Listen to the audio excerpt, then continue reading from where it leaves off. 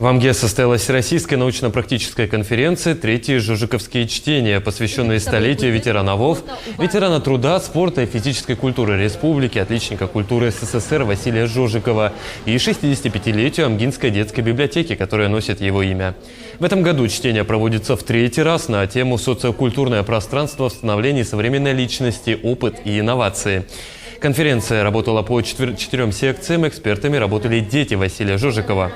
По итогам конференции лучшие доклады, отобранные по решению жюри, войдут в сборник статей.